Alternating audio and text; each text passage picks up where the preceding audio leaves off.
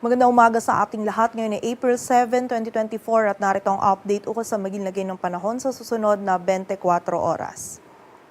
Patuloy pa rin umiiral ang easterlies dito sa buong bahagi ng ating bansa kung saan dala pa rin ito yung mainit at maalinsangan na panahon lalong-lalo na sa tanghali at meron pa rin tayong mga tsansa ng mga isolated ng mga pag-ulan lalong-lalo na dito sa ilang bahagi ng Mindanao dulot ng easterlies at ng mga localized thunderstorms. At sa kasalukuyan ay wala tayong minomonitor or namamataan pa na sama ng panahon na maaaring makaapekto dito sa ating bansa.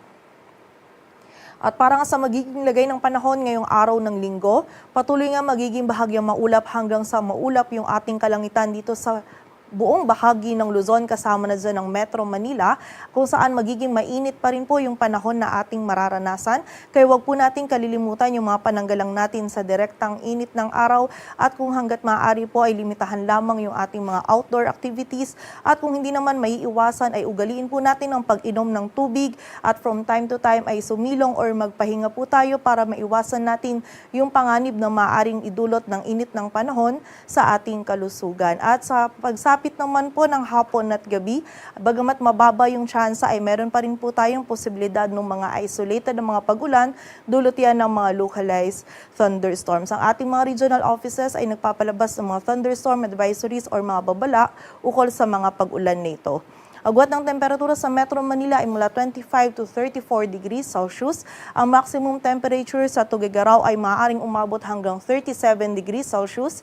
Sa Baguio City ay 16 to 26. Samantala, ang maximum temperature naman sa Tagaytay, Legazpi at Lawag ay maaaring umabot hanggang 32 degrees Celsius.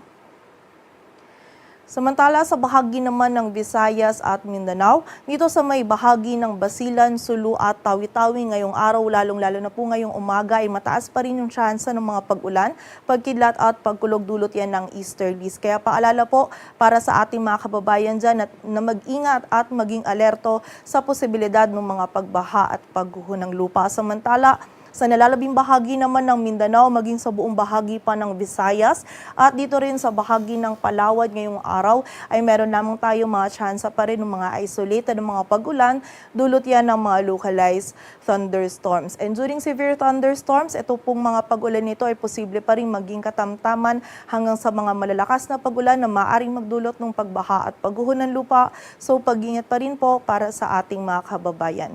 Agwat ng temperatura sa Cebu ay mula 26 to 32 degrees Celsius, samantala sa Davao naman ay 25 to 33 degrees Celsius. Samantala, para naman sa lagay ng dagat baybayin ng ating bansa, wala po tayong nakataas na gale warning kaya malayang makapalaot yung mga kababayan nating mga isda pati na rin yung may mga maliliit na sasakyang pandagat. At para naman sa 3-day outlook ng mga key cities ng ating bansa, in the next 3 days, bukas yan ng Lunes hanggang sa Miyerkules, ang malaking bahagi ng Luzon kasama na dyan ng Metro Manila, Baguio City at Legazpi City ay patuloy pong makakaranas ng bahagyang maulap hanggang sa maulap na kalangitan.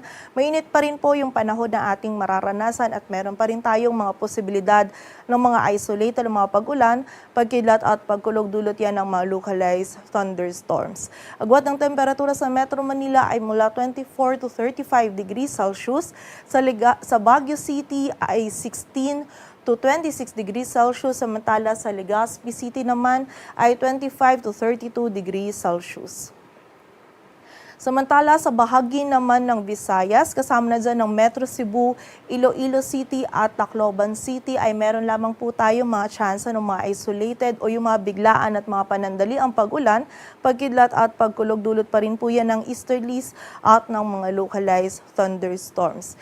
Agwat ng temperatura sa Metro Cebu ay mula 25 to 33 degrees Celsius, sa Iloilo City ay 26 to 33, samantala sa Tacloban City naman ay 25 to 33 degrees Celsius. Samantala sa bahagi naman po ng Visayas, kung saan dito sa bahagi ng Metro Davao, by Monday and Tuesday ay meron lamang tayo mga tsansa ng mga isolated ng mga pag-ulan. And by Wednesday naman ay magiging mataas po yung tsansa ng mga pag-ulan, pagkidlat at pagkulog dulot po yan ng easterly. So pag-ingat po para sa ating mga kababayan sa posibilidad ng mga pagbaha at pagguho ng lupa. Samantala, Sa bahagi naman po ng Cagayan de Oro City at Zamboanga City in the next 3 days ay meron lamang tayo mga tsansa pa rin ng mga isolated na mga pag-ulan, dulot pa rin ng easterlies at ng mga localized thunderstorms. And muli po, during severe thunderstorms, posible pa rin maging katamtaman hanggang sa mga malalakas yung pag-ulan na maaaring magdulot ng pagbaha at pagguho ng lupa. So pag-ingat pa rin po para sa ating mga kababayan. Agwat ng temperatura sa Metro Davao ay mula 24 to 33 degrees Celsius. Sa Cagayan de Oro City ay 25 to 32. Samantala sa Zamboanga City naman ay 25 to 34 degrees Celsius. Dito sa Metro Manila, ang araw ay sisikat mamayang 5:48 ng umaga at lulubog mamayang 6:09 ng hapon. Patuloy po tayo magantabay sa updates na ipapalabas ng Pag-asa at para sa mas kompletong impormasyon, bisitahin ang aming website pag-asa.dost.gov.ph. At yan po muna ang latest dito sa Weather Forecasting Center ng Pag-asa.